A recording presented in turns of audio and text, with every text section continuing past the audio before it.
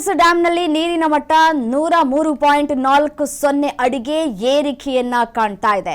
ಕೊಡಗಿನಲ್ಲಿ ಧಾರಾಕಾರ ಮಳೆಯಾಗ್ತಾ ಇದೆ. ಸೊ ಹಾಗಾಗಿ ಕೆಆರ್ಎಸ್ಗೆ ಜೀವಕಳೆ ಬಂದಿದೆ. ಆ ಕುರಿತ ಬ್ರೇಕಿಂಗ್ ಅಪ್ಡೇಟ್ ಬರ್ತಾ ಇದೆ, ಬನ್ನಿ ನೋಡ್ತಾ.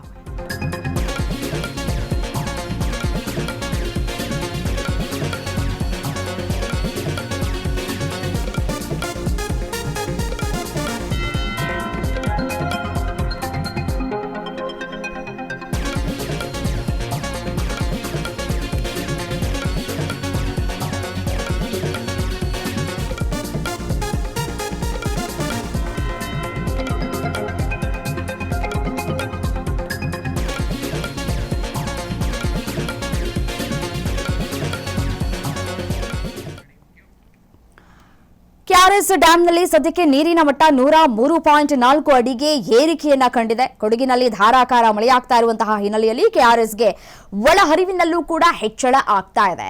ಕಳೆದ 4 ದಿನಗಳಲ್ಲಿ ನೋಡಿ 12 ಅಡಿ ನೀರಿನ ಮಟ್ಟ ಏರಿಕೆಯಾಗಿದೆ. ಜಲಾಶಯಕ್ಕೆ 31,122 ಕ್ಯೂಸೆಕ್ಸ್ ಒಳಹರಿವು ದಾಖಲಾಗಿದೆ. ಡ್ಯಾಂ ಭರ್ತಿಗೆ ಇನ್ನು ಇರೋದು ಕೇವಲ 21 ಅಡಿ ನೀರು ಬಾಕಿ ಮಾತ್ರ. ಇದೇ ಸಂದರ್ಭದಲ್ಲಿ ನೋಡಿ, ಹೀಗೆ ಮುಂದುವರೆದುಕೊಳ್ತಾ ಹೋದ್ರೆ ಈ ವೇಗ 15 ದಿನಗಳಲ್ಲಿ ಕೆಆರ್ಎಸ್ ಭರ್ತಿಯಾಗುವಂತಹ ಸಾಧ್ಯತೆಗಳು ದಟ್ಟವಾಗಿ ಕಾಣಸಿಗ್ತಾ ಇದೆ. ಕಾವೇರಿ ವಿವಾದ ನಡುವೆಯೂ ಈ ರೈತರಲ್ಲಿ ಹೊಸ ಆಶಾ ಭಾವನೆಯಂತೂ ಮೂಡ್ತಾ ಇದೆ. ನೋಡಿ, ಮೊದಲಿಗೆ ಕೆಆರ್ಎಸ್ ಯಾವ ರೀತಿಯಾಗಿ ಭರ್ತಿ ಆಗುತ್ತೆ ಅನ್ನುವಂತಹ ಗೊಂದಲಗಳು, ಪ್ರಶ್ನೆಗಳು ಕಾಡ್ತಾ ಇತ್ತು. ಮಳೆ ಅಭಾವದಿಂದಾಗಿ ಕಾವೇರಿ ಕೊಳ್ಳದ ಭಾಗದಲ್ಲಿ ಅಷ್ಟಾಗಿ ಮಳೆ ಆಗ್ತಾ ಇರಲಿಲ್ಲ. ಸೊ ಹಾಗಾಗಿ ಮಳೆ ಕೈಕೊಟ್ಟಿದ್ದರ ಹಿನ್ನೆಲೆಯಲ್ಲಿ ಈ ಕೆಆರ್ಎಸ್ ಡ್ಯಾಂನಲ್ಲಿ ನೀರಿನ ಮಟ್ಟ ಬಹಳ ಇಳಿಕೆಯನ್ನ ಕೂಡ ಕಂಡಿತ್ತು. ಮತ್ತೊಂದು ಕಡೆ ತಮಿಳುನಾಡಿಗೆ ನೀರನ್ನ ಹರಿಸಬೇಕು ಅಂತ ಕೂಡ ಹೇಳಲಾಗಿತ್ತು.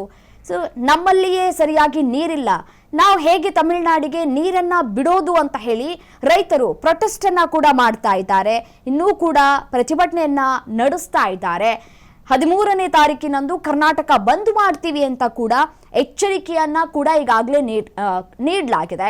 ಇದರ ಮಧ್ಯದಲ್ಲಿಯೇ ಇದೀಗ ಕಾವೇರಿ ಕೊಳ್ಳದಲ್ಲಿ ಮಳೆ ಆಗ್ತಾ ಇರುವಂತಹ ಹಿನ್ನೆಲೆಯಲ್ಲಿ ಕೆಆರ್ಎಸ್ ಡ್ಯಾಂನ ಒಳಹರಿವಿನಲ್ಲಿ ಹೆಚ್ಚಳ ಕಾಣ್ತಾ ಇದ್ದೀವಿ.